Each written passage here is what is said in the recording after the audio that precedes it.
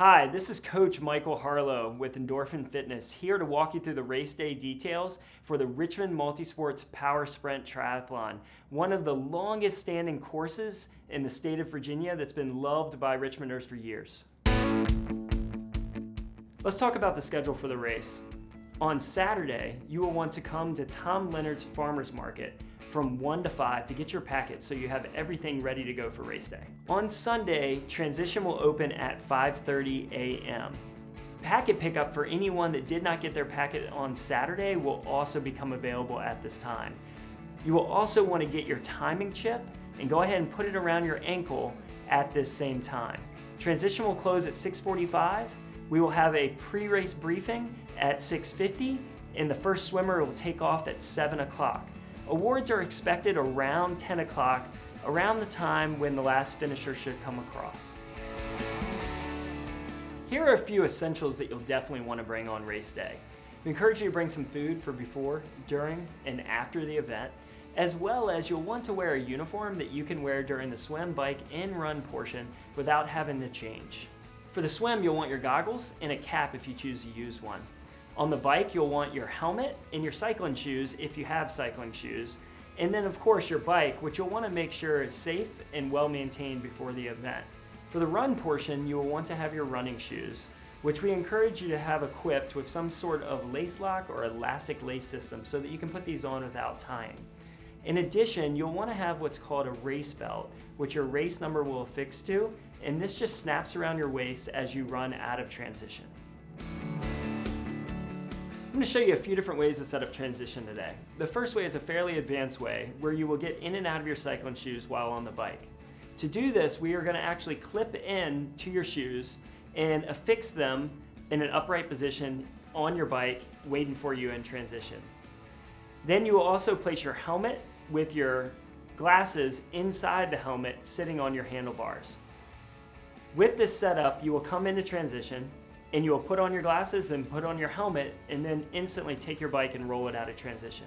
When you hop on your bike, you'll be able to slip into your shoes and start pedaling away.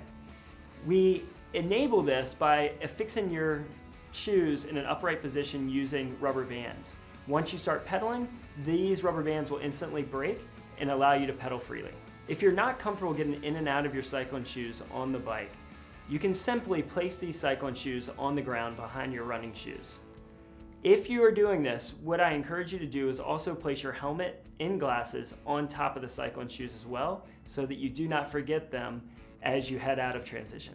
Transition 2 is fairly simple. All you will need are your running shoes and a race belt that has your race number affixed to it. Now remember that we encourage you to have on your running shoes some kind of speed lace system so that you can just slide them on. Now if you do not have cycling shoes, you will essentially do transition 2 in transition 1 before you get on the bike. And if you're doing this, what we recommend is putting your helmet on top of your shoes as well as your glasses, so that when you come into transition, you will put on your glasses, your helmet, then your shoes, and then go ahead and put your race belt on so that you have nothing to worry about when you come back from the bike before starting the run. The swim is a 300-meter swim using a snake swim format. You will line up in numerical order based on the swim time you put down at registration. You will then enter the water in 15-second increments, swimming down and back in each lane. As you come back in your lane, you will want to get as close to the lane line as possible so that you can push off the wall under the lane line and come out in the lane next to you. You will continue to do this until you get to the end of the pool and then hop out at that point and run the transition. If at any time you swim up on a competitor in front of you, gently tap their feet and this will signal them to move over so that you can come by. Exiting the pool, you will run about 400 feet to the transition area in the adjacent parking lot. Exiting transition, you will make a left on Twin Hickory Road and then a right on Shady Grove Road, which will start with a slight incline and then finish with a slight decline before making a left on Knuckles Road.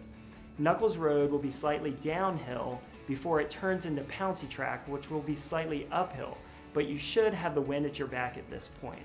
From there, you will make a right turn onto Ashland Road, which is slightly rolling.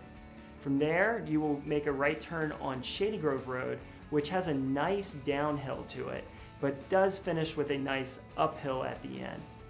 From there, you will make a left turn on the Knuckles Road and head downhill, followed by a slight uphill, before making a right turn on the Twin Hickory Road, which will bring you back to transition.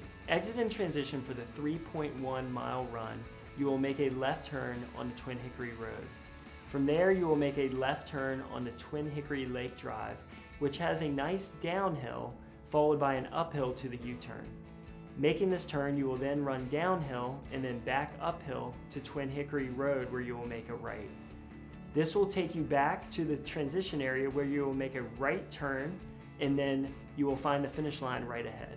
After crossing the finish line, catch your breath, grab some food, cheer on your fellow competitors, and enjoy the many activities that we have planned as you wait for the awards, which will begin shortly.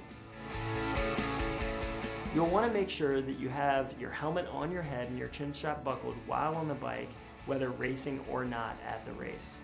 Additionally, you will want to make sure that your helmet has a CPSC sticker in it, which just certifies that it's safe and something that the officials often check for. Additional rules that you want to be aware of include the fact that you cannot have any earphones in during the race. You have to have everything in your transition area and nowhere out on the course. You cannot abandon any equipment on the course, and you cannot accept any outside assistance while racing.